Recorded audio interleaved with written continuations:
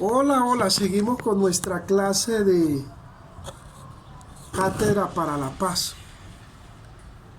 Una reflexión que es de carácter académico y quisimos hacerla con estas 15 personas. Se han querido agregar otras personas más, pero pues es un espacio pequeño, realmente académico, donde pues nos alejamos de las complicaciones, de pronto de la rigurosidad académica, que es buena. Hicimos un conversatorio tradicional, local, acerca de lo que ha sido la historia de Colombia en relación a los procesos de paz. Sí, lo hicimos desde la Cátedra para la Paz. Estas conversaciones que hemos tenido pues quedan grabadas para los que de pronto quieran hacer un repaso o escucharlas y ahondar más en el tema, o quienes pues tengan una visión o una contraposición del tema. Estábamos diciendo de que el fenómeno narco pues tuvo sus raíces inicialmente en Norteamérica, y de que pasó de pequeñas mulas que eran personas de escasos recursos que ingerían la droga y la cargaban o la llevaban en el cuerpo. Ese fenómeno pasó a ser cargados en flotas de aviones. Y esa idea la tuvo Pablo Escobar Gaviria, ¿verdad? De cargar la droga en flotas grandes de aviones, ¿verdad? Esa flota de aviones, pues, mucha gente, muchos colombianos, se, se especificaron o empezaron a estudiar lo que fue la aviación, y que eso trajo toda una revolución, un cambio cultural, porque donde habían casas coloniales se construyeron edificios, haciendas, donde habían sembrados de papa y yuca, algunas hectáreas para vender, se convirtieron en miles de millones de cabezas de ganado. Personas que pronto no tenían un peso pasaron a tenerlo todo. Eran dueños de equipos de fútbol, dueños de emisoras, de cantantes, conciertos, fama. En ese tiempo fue algo, un cambio muy grande. Y eso se llamó los mágicos, porque pasaron de no tener nada a tenerlo todo. Es decir, a manejar y a influir en el mundo. En revistas como Forbes, por ejemplo, ¿sí? Revistas como Forbes. A conocer Disneylandia, a viajar por el mundo, a traer carros de último modelo, a hacer fiestas donde se tiraba dinero al aire, y que muchos jóvenes que no tenían nada, que dependían de un jornal de la ruralidad, pues se vieron evocados y se vieron llevados por esa ola y ese gran fenómeno. Y muchos terminaron de conductores cargando la droga, otros terminaron de sicarios, otros terminaron mezclados en toda lo que fue la cadena de producción, de venta y exportación de lo que fue la droga. Y entonces aparece lo que le pasó a Colombia, en convertirse en el primer productor del mundo de la pasta. Nos convertimos en el primer productor. Ese fenómeno que tocó todas las esferas, tocó lo que fue la parte política, ¿cierto? La política de Colombia pues había pasado entre una guerra de conservadores y liberales, pero siempre fue una política local que no influyó en el ámbito internacional. Pero con la llegada de este nuevo fenómeno y la entrada de estos dineros, que Rodríguez Gacha, alias el mexicano, lo llamó los dineros calientes. Así le decían los campesinos de esa época porque ellos no entendían.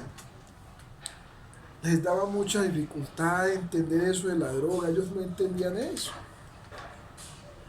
Aquí en Colombia lo que se tomaba era cerveza y aguardiente, pero ellos no entendían ese fenómeno de la droga. Y algunos fumaban ahí lo que se conoce localmente como la pangola.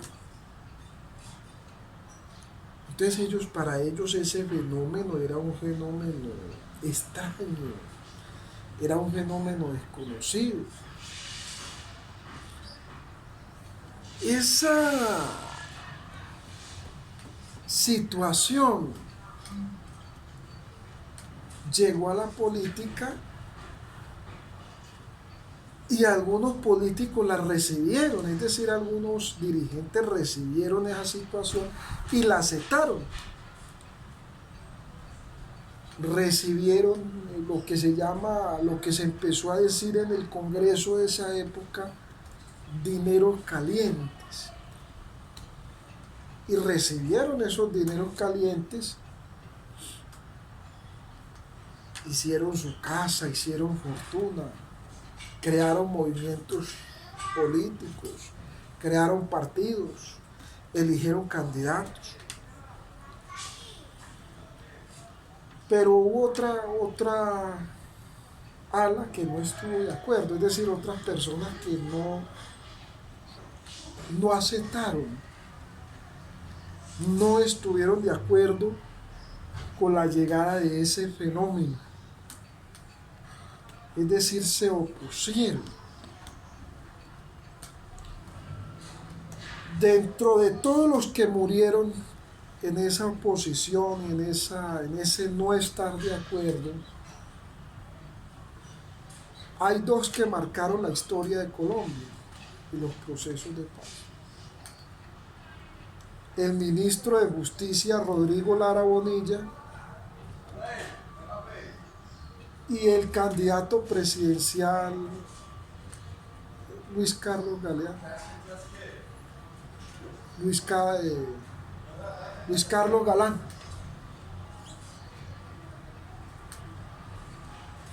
O Carlos Galán. Sarmiento. Luis Carlos Galán Sarmiento. Dos personas que les pareció muy extraño esa transición de una política rural, de una política local, a una política que se mezclaba con los llamados dineros calientes, en donde había plata para todo en la campaña, como se decía vulgarmente. A ellos les pareció eso, les pareció muy extraño.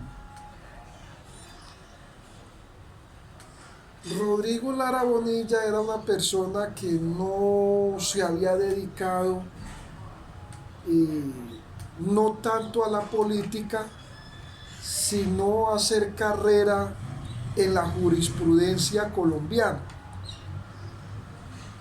lo que se conoce como el abogado de oficio.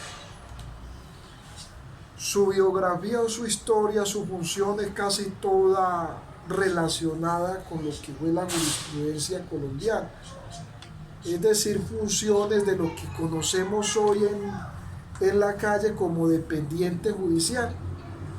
Sí, una persona dedicada a lo que es las funciones jurisprudenciales en Colombia. Entonces, con la llegada de esos dineros calientes, siendo el ministro de Justicia y viendo toda esa movilización de dineros calientes en el Congreso, le pareció muy extraño, y con el clima de la llegada de Pablo Escobar Gaviria al Congreso por la lista de Ortega y de Eduardo, con la ayuda de Eduardo Santofimio Botero, quien era el orador de la época, es decir, era un hombre y es una persona que tiene una excelente oratoria. Él sintió de que el Estado colombiano iba a quedar no bajo la Constitución, sino bajo ese poder de esos mágicos o de esas personas que lo habían llegado a comprar todo. Y él pudo haber estado de acuerdo, pero no estuvo de acuerdo. Es decir, no logró conciliar de que el Estado se uniera o se abrazara con el narcotráfico. No logró conciliar eso. Primero porque había sido una persona que toda la vida se había desempeñado en labores jurisprudenciales, en labores de la carrera de abogado de la justicia, y no concebía eso. Y segundo porque como ministro de Justicia estaba en una ubicación que lo obligaba a defender la Constitución y ser garante, como lo dice la República de Platón, ser garante, ser guardián de la Constitución. Entonces, muchos pensamos con tristeza de que fue una persona que quedó ubicada en la historia en un mal punto, que desafortunadamente fue un mártir, porque leyendo la República de Platón a él le tocó el momento de ser de guardián de la Constitución, cuando nadie lo iba a apoyar, porque todos estaban en pro, con las manos arriba, de recibir el billete que caía de Norteamérica. Estaban todos esperando. Entonces jamás lo iban a defender. Los compañeros de lado se les retiraron, lo minimizaron.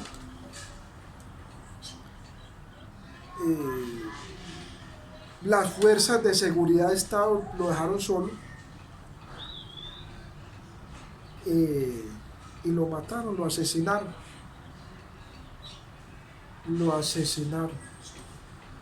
Antes de su asesinato logró crear un partido que lo habían quitado y que ahorita pues volvió a surgir, que es el Nuevo Liberalismo, que era la idea de hacer una política alejada de esos dineros calientes de esa época, que ellos decían que no estaban de acuerdo. Entonces se apartaron, lo dejaron solo, y saliendo de una reunión lo asesinaron y se convirtió en un mártir en el tiempo, porque mucha gente lo recuerda hasta el día de hoy, ¿cierto?, en las facultades de Derecho. Luego apareció una persona que tenía muy buena oratoria, que era mucho más joven y que competía con Eduardo Santofinio Botero, quien era el liberal estrella de esa época.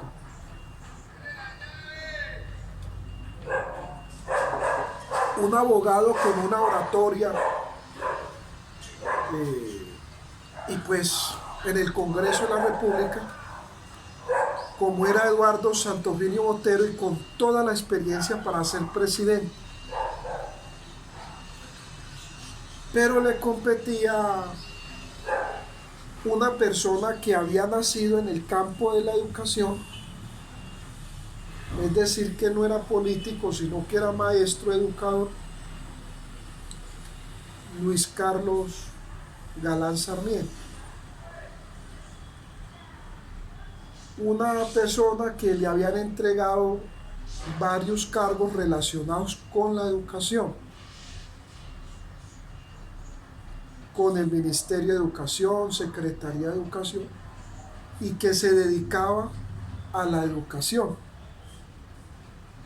pero que por la oratoria que tenía, o sea, es decir, el nivel de oratoria que él tenía, tuvo un interés nacional debido a la defensa de muchas causas sociales. Dentro de esa creación tampoco estuvo de acuerdo en unirse a los partidos tradicionales, sino en crear un nuevo partido llamado el Nuevo Liberalismo, y inicialmente fue apoyado por mucha gente, y aquí en Antioquia lo apoyó Pablo Escobar Gaviria, pero cuando él se dio cuenta de que le estaban dando ese apoyo, pidió que le retiraran ese apoyo, es decir, que no fuera apoyado con esos dineros, y eso le generó un resquemor con lo que fue el cartel de Medellín, los carteles de esa época, y se le sumó en que muchos dirigentes políticos como Eduardo Santofinio Botero no lo querían por la capacidad de oratoria que tenía, por la experticia que tenía, y porque se imponía a las masas para ser un candidato presidencial y para ganar la presidencia de la República. Donde iba, su nivel de oratoria era bueno, y era alguien que estaba fresco, que estaba reciente, que había llegado no desde la política, sino desde la educación, y mucha gente estaba con él. Eso le provocó varios intentos de asesinato, varios atentados. El Estado también lo dejó solo.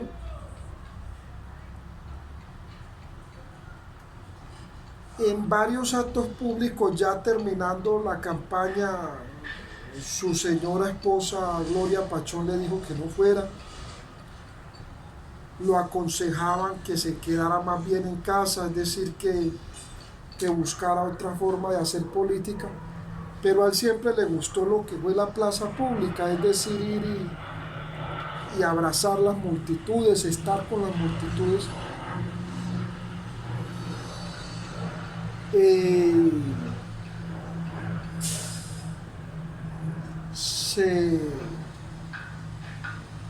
Ese día donde fue, tenía el chaleco de seguridad, pero las balas entraron por la parte de abajo, es decir, hacia acá, y dentro de la trayectoria de aquí para allá no se pudo salvar, es decir, falleció, murió asesinado.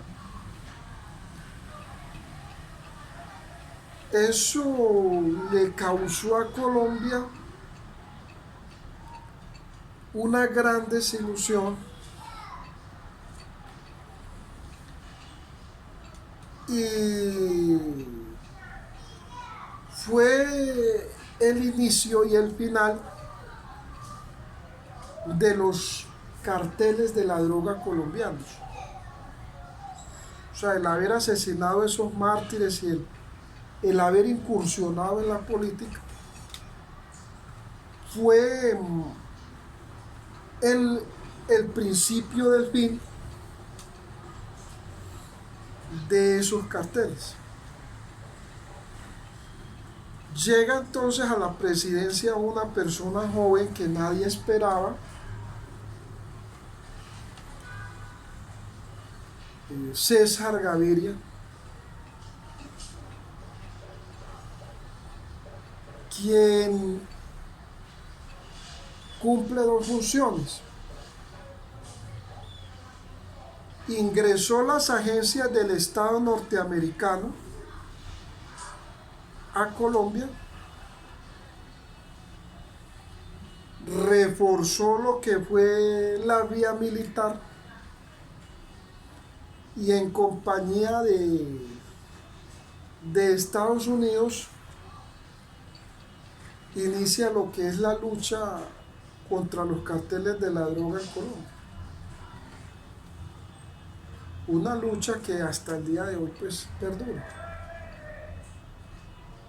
Pero a diferencia de los otros presidentes que habían combatido solos, él se une a combatir con agencias del Estado norteamericano. Con agencias del Estado norteamericano.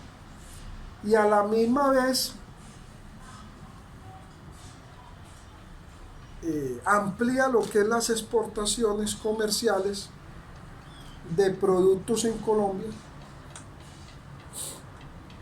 lo que hoy se conoce como los TLCs. Le da apertura a ese comercio.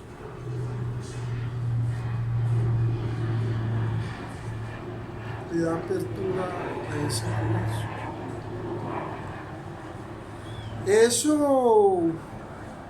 Esa apertura a ese comercio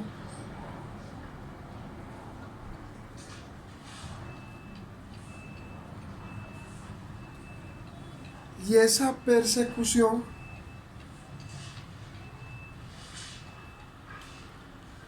se le suma ya una guerra entre carteles,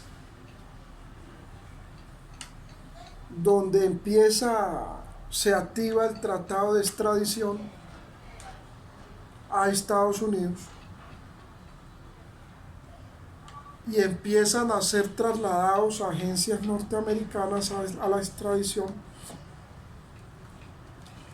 y el primero de ellos es Carlos Leder,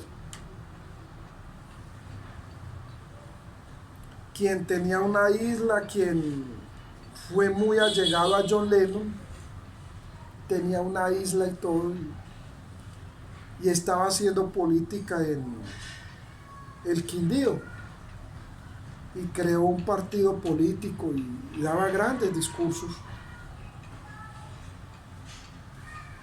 y es extraditado a los Estados Unidos,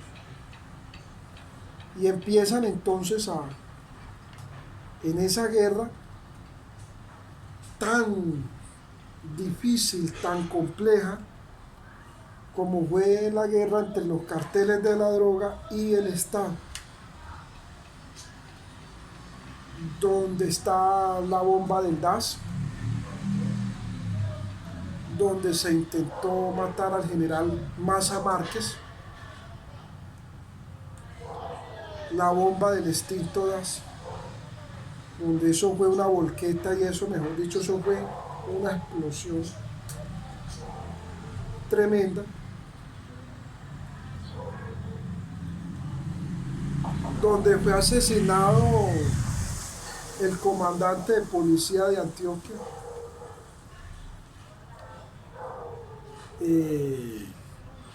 donde murieron cientos de personas al servicio de la policía,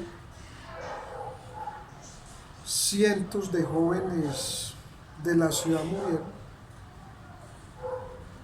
en esa lucha, y él finaliza esa lucha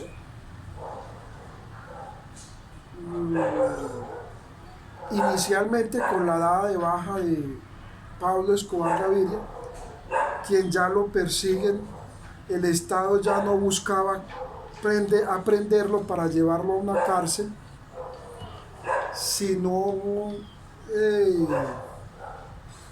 quitarle la vida, desafortunadamente, ¿verdad?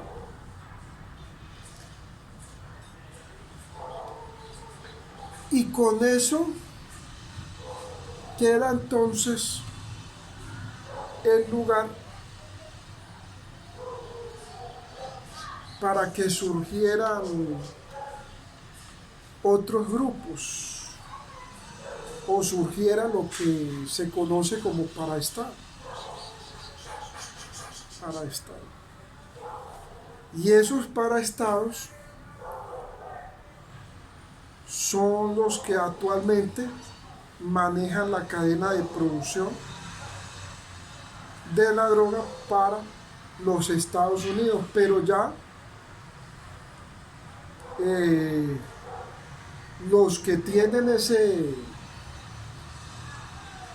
decir, los que tienen la rienda, la orientación de toda esa cadena de producción del alcaloide son los mexicanos.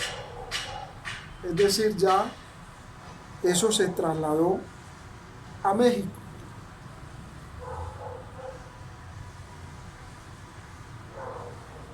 En donde Estados Unidos, que es el mayor consumidor,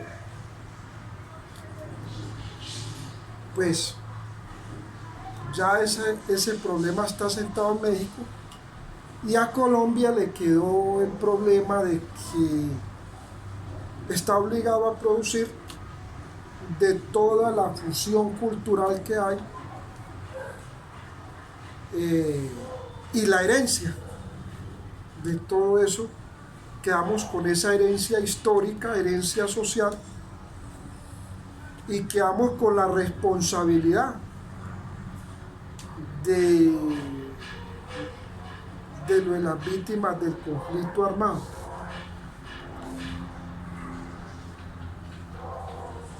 Eso ha implicado de que en el país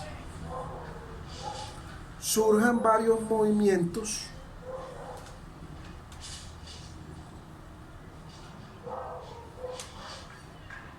insurgentes, evitando una invasión de México, de Venezuela o de otros países, es decir, evitando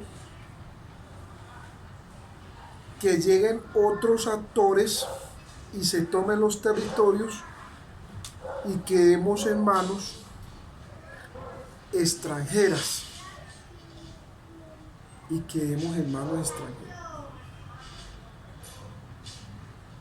¿Qué es lo que está pasando en muchos lugares de México, donde hay una guerra por el fenómeno narco y donde la población civil